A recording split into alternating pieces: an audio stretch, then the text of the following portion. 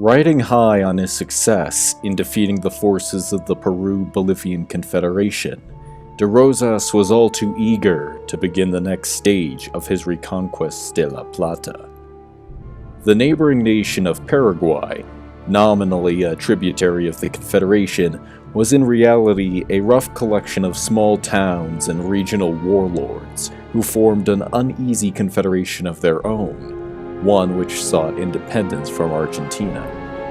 The liberal Colorados complained how high the foreign debt had increased, and the governor of Entre Rios, Justo José de Urquiza, protested that another war would weaken the Confederation and make it vulnerable to the neighboring Empire of Brazil. Nonetheless, de Rosas was determined to have his way.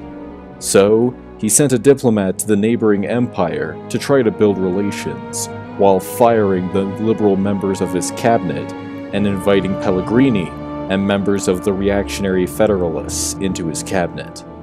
Together they created a new budget with a focus on military spending and railroad infrastructure.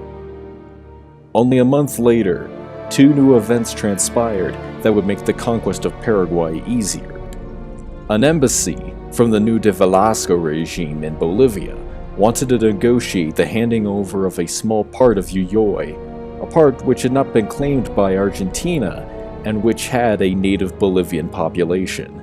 Seeing as how the one province was of little economic importance, de Rosas agreed to hand over the province in exchange for negotiating a military alliance, one that might even offset the Chilean-Brazilian alliance that surrounded the Confederation.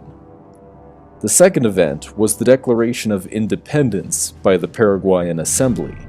Forming a weak, decentralized government, Paraguay announced it would no longer serve de Rosas in Argentina. Rather than take this as an immediate excuse to declare war, de Rosas was content to let them go, knowing that regional differences and tensions within this new republic would lend themselves well to a future invasion. One important lesson de Rosas had learned from the Bolivian conflict was the necessity in mobilizing troops early and getting them to the front lines before the conflict began, a lesson which gave the Confederation an early advantage in the war. Finally, on January 4, 1845, Argentina declared war on the new nation of Paraguay, announcing its intentions to bring Paraguay back into line with the other substates of the Rio. Although the Confederation outnumbered the Paraguayan forces considerably, Urquiza's fear that Brazil might intervene encouraged de Rosas to act with more caution. He advised Pacheco to hold his forces back and allow the Paraguayans to cross into Argentine territory to allow for a divide-and-conquer maneuver. The result was the professional Paraguayan army besieging Corrientes, while Pacheco was able to successfully cut off the irregular militia in Asunción and begin besieging the capital. The Paraguayan commander Emiliano Justo was a clever commander, using the narrow streets and cover to inflict heavy casualties on Pacheco's men, but it was not enough to prevent Pacheco from routing his forces and eventually take the capital. What followed afterwards became what European newspaper reporters dubbed the Phony War, in which both sides avoided conflict in favor of besieging enemy provinces.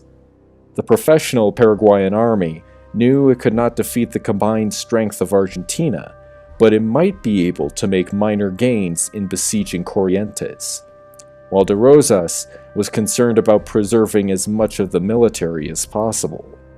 The only notable event was the disobedience of Urquiza, who, rather than continuing to besiege enemy territory, marched his army back to attack the Paraguayan force ravaging the Corrientino countryside. Thankfully, for both Urquiza and de Rosas, the Paraguayan force backed off, instead returning to friendly territory to reverse the control of the occupied provinces.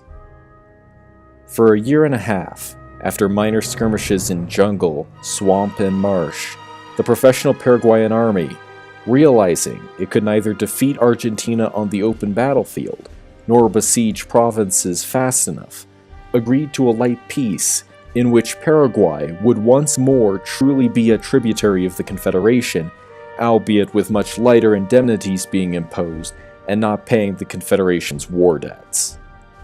De Rosas was positively unbearable for the following weeks, as it seemed to him that nothing could stop his progress, despite the disdain of the Brazilian ambassador and the disfavor of Urquiza, both of whom now feared that De Rosas was becoming a dictator.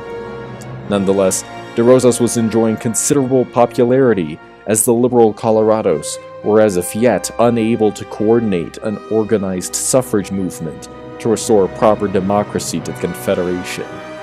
Thus De Rosas would hand in his yearly resignation, confident in the knowledge he would never be ousted from power.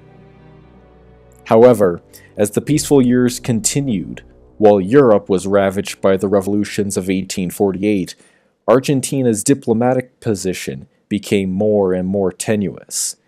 Diplomatically isolated, Argentina had been unable to forge any foreign alliances, failing to court both the Republic of Mexico and the Kingdom of Spain. Bolivia remained an ally, but had no military strength and was becoming more and more of a liability for the Confederation, rather than an asset, just like Uruguay.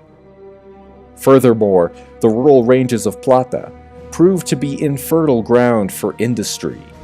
Despite the natural resources of the region lending themselves well to the produce of manure and cement, there were no real craftsmen in the country to help run the factories, making for a fruitless investment. Instead, De Rosas focused on building up the transportation system with railroad networks, thanks to the Pellegrini tariff on foreign manufactured goods. By uniting the country by rail, De Rosas could limit the power of regional caudillos by drawing more immigrants and more power to Buenos Aires, or so De Rosas hoped.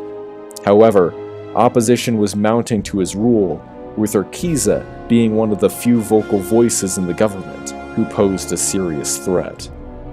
The suffrage issue came to a head with the Bonilla incident. As elections were being held for the mayor of Buenos Aires, between two candidates who were really rosistas of slightly different shades, a farmer named Jorge Bonilla refused to cast his vote in what he believed to be a corrupt electoral system. After De Rosas' strongmen locked the man in the city jail for 3 months, the liberal Colorados were eager to leap at the opportunity to slander De Rosas as a bloodthirsty tyrant who trampled on the rights of the common man. And, as De Rosas' power was shaken, so did Urquiza become more popular as the champion of democracy and popular rule in the face of the tyranny of Buenos Aires. If De Rosas was not careful, the meteoric rise of El Restaurador could lead to an utter collapse of his power and that of Argentina.